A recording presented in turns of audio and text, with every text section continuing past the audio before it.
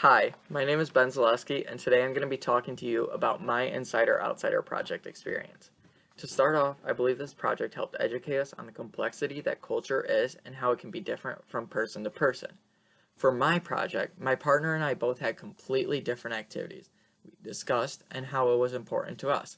On my end, I talked about how a common thing for me to do is go for walks and hikes, as this is a way to relieve stress as well as a way for me to just process my thoughts. This made my activity a more personal activity and time for self-reflection. On the other end, my partner's activity involved volunteering as a part of a program called Unified Sports, where you can help kids by playing sports with them each day after school. This activity was a group activity and was more about helping others compared to focusing on yourself. With that background information, I can now go over the connections that were formed between what we learned in class to our projects as well as culture. The first major connection that can be seen from participating in this project is the importance of the iceberg model of culture. This is because we are participating in these activities where we are insiders. Others may see very visible reasons on why we are doing this activity. But then there can be a much larger meaning to the activity that isn't seen. For example, with my activity, one may see me walking or hiking to get physical activity and get fresh air outside, which is true. But I also hike because it is an activity where I can relax my mind and not focus on everyday tasks and stressors. That way, when I feel relieved at the end of the day, it is and not stressed about upcoming events and deadlines.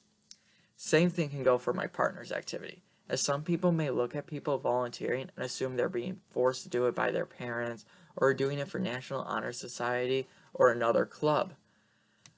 But in reality, most people, like my partner, do it because it feels good when they're able to help other people who may be less fortunate and improve their lives. The next main connection discovered through the project is the understanding of ethno-relativism within culture. The main purpose of this project, in my opinion, was for us to understand the importance of ethno-relativism by experiencing different cultures and understanding the importance in doing so. This worked by having us go through the 3 stages of ethno-relativism, which are acceptance, adaptation, and integration. Starting off in the project, most of us had already accepted that our culture isn't the only culture out there. And through the project, though, we were able to go through adaptation by taking on each other's culture through the activities. Then, by the end of the project, we were able to reach the stage of integration, in which we have gained the understanding that our culture and activities have multiple dimensions to it and are aspects of our identities. The final connection is the most important, though, in this project, as we've gained the idea of intercultural sensitivity. By participating, we now understand intercultural sensitivity and how important it is to be aware of the differences in culture and identify with some of the aspects that contribute to the culture.